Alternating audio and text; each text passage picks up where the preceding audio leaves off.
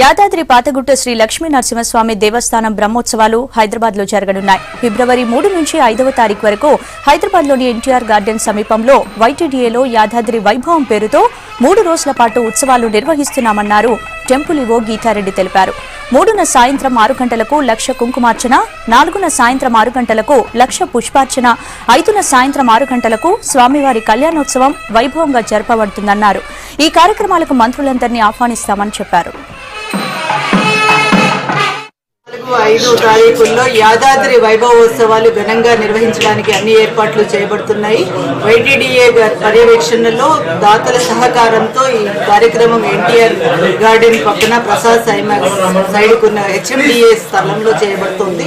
తారీఖు సాయంత్రం పుష్పార్చన, 5వ తారీఖు నరసింహస్వామి కళ్యాణం వైభవంగా జరగడానికి ఏర్పాట్లు చేస్తున్నాము. అదేవిధంగా వైభవోత్సవాల్లో భాగంగా ఉదయం సుప్రభాత సేవ నుండి అన్ని కైంకర్యాలు కూడా చేయడానికి ఏర్పాట్లు జరుగుతున్నాయి.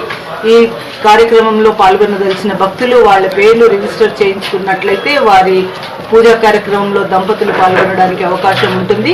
అదేవిధంగా ప్రతి ఒక్కరూ కూడా ఈ కార్యక్రమాన్ని వీక్షించడానికి అక్కడ అన్ని ఏర్పాట్లు చేయడం జరుగుతోంది. అదేవిధంగా వివిధ మఠాలకు చెందిన స్వామీజీలు వారి ప్రవచనాలను ఇవ్వడం జరుగుతోంది. కాబట్టి అందరూ కూడా ఈ కార్యక్రమంలో పాల్గొని లక్ష్మీనరసింహస్వామి అనుగ్రహాన్ని